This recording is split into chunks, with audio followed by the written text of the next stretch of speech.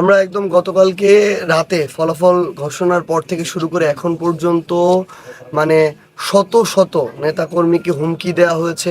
এমন অনেকেই আছে যারা মানে ব্যক্তিগত নিরাপত্তার কারণে এই কথা চিন্তা করে এখন বাড়িতে থাকতেছে না, এবং এমন অনেকেই আছে যারা শত শত নেতাকর্মী সকাল থেকে এই জায়গায় চলে আসছে।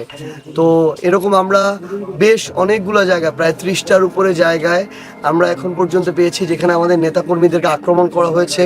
কয়েকটা জায়গায় তাদেরকে রক্তাক্ত করা হয়েছে, তাদের বাড়িঘরে হামলা করা হয়েছে, দোকানপাটে হামলা করা হয়েছে।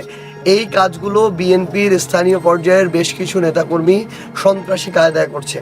আমরা যেই জিনিসটা চেয়েছিলাম যে একটা নির্বাচনের পরে যারাই নির্বাচনে বিজয়ী হোক না কেন, তারা তাদের জায়গা থেকে বাংলাদেশের পুরনো রাজনৈতিক যে নোংরা কালচার, প্রতিহিংসার রাজনীতি, এটাকে ছুঁড়ে ফেলে দিয়ে তাদের জায়গা থেকে আবার একটা সুন্দর গণতান্ত্রিক উপায়ে রাজনীতি করবে। যার যেটা দল, যার যেটা পছন্দের প্রার্থী, সে সেখানে রাজনীতি করবে।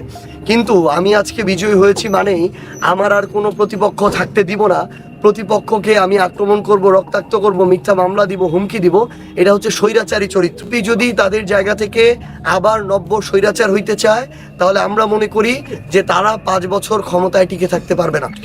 এটা তাদের পতন অনিবার্য হয়ে যাবে। মানুষের মুখে মুখে এই একদিনে কথা উঠে গিয়েছে অলরেডি যে বিএনপি এই একদিনে যেটা শুরু করেছে, এটা যদি তারা করতে থাকে তারা 2 বছর ঠিকমতো টিকতে পারবে না। আমরা স্পষ্ট করে পঞ্চগড় 1 আসন থেকে শুরু করে বাংলাদেশের 300 আসনের জন্যই বলি যে আপনারা অধিকাংশ আসনে বিজয়ী হয়েছেন। আপনারা কয়েকদিন আগেও নিজেরা ভুক্তভোগী ছিলেন, নির্যাতিত ছিলেন।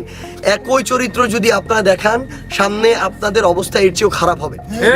আমরা আপনাদেরকে একদম আহ্বান করি, আপনারা আপনাদের রাজনীতি করেন, আপনাদের নেতাকর্মীদেরকে নিয়ে করেন। আমাদের যারা নেতাকর্মী আছে, শুভাকাঙ্ক্ষী আছে, আমরা তাদেরকে নিয়ে আমাদের জায়গা থেকে আমরা আমাদের রাজনীতিটা করি। যদি আপনারা বাধা দিতে চান, মিথ্যা মামলা দিতে চান, হুমকি দিতে চান, হয়রানি করতে চান, আমরা একটা লিমিট পর্যন্ত সহ্য করব, কিন্তু তারপরে আমরা কিন্তু আর ছাড় দিব না।